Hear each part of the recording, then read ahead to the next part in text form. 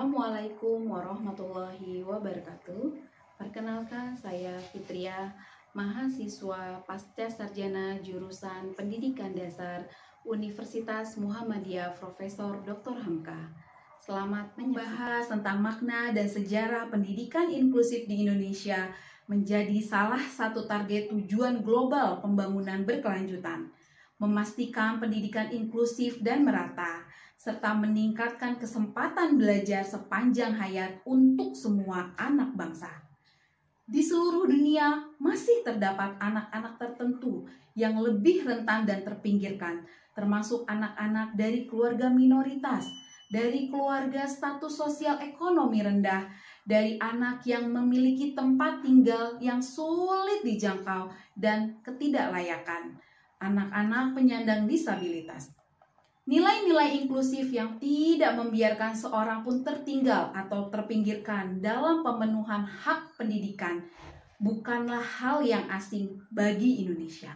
Sudah 7 dekade lamanya, Bapak Ki Hajar Dewantara telah menyatakan bahwa sistem pendidikan dan pengajaran Indonesia haruslah berpihak pada kepentingan rakyat, nusa, bangsa, dan kepentingan hidup kebudayaan, serta hidup bermasyarakat yang seluas-luasnya.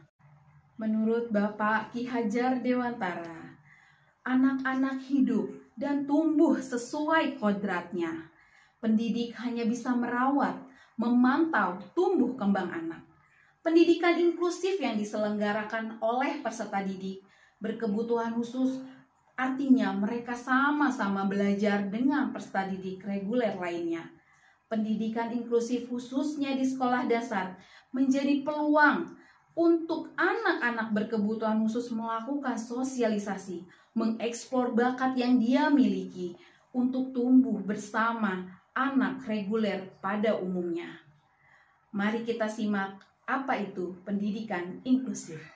Inklusi adalah sebuah pendekatan untuk membangun lingkungan yang terbuka untuk siapa saja dengan latar belakang dan kondisi yang berbeda-beda, meliputi karakteristik, kondisi fisik, kepribadian, status, suku, budaya, dan lain sebagainya.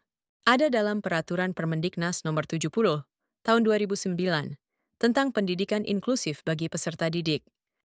Tujuan pendidikan inklusif memberikan kesempatan yang seluas-luasnya kepada semua peserta didik yang memiliki kelainan fisik, emosional, mental, dan sosial, atau memiliki potensi kecerdasan dan atau bakat istimewa untuk memperoleh pendidikan yang bermutu sesuai dengan kebutuhan dan kemampuannya. Mewujudkan penyelenggaraan pendidikan yang menghargai keanekaragaman dan tidak diskriminatif bagi semua peserta didik. Prinsip pendidikan inklusif. Prinsip pelaksanaan pendidikan inklusif yaitu tidak membiarkan satu anak pun tertinggal dalam pembelajaran.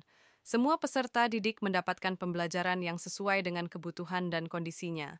Berikut ini beberapa prinsip dalam pendidikan inklusif. Setiap anak memiliki keunikan, kebutuhan, dan potensi yang berbeda-beda. Setiap anak memiliki hak yang sama untuk mendapatkan pendidikan yang layak. Memberikan akses pendidikan kepada semua anak dan menghapus hambatan yang dialami untuk mendapatkan akses pendidikan. Partisipasi dan kolaborasi antara guru, peserta didik, orang tua, dan masyarakat. Menghapus segala bentuk diskriminasi yang ada di lingkungan pendidikan. Proses pembelajaran dalam pendidikan inklusif. Menyesuaikan isi materi pelajaran. Menyesuaikan posisi dan tempat duduk. Menyesuaikan format penyajian materi. Menyesuaikan tugas belajar. Menyesuaikan waktu pembelajaran. Menyesuaikan cara penilaian belajar. Peran pendukung pendidikan inklusif.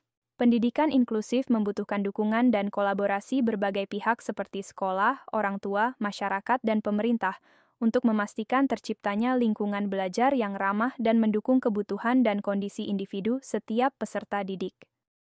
Pendidikan inklusif merupakan upaya untuk menciptakan lingkungan belajar yang menerima dan mendukung semua peserta didik, terlepas dari perbedaan fisik, intelektual, sosial, emosional, atau bahasa.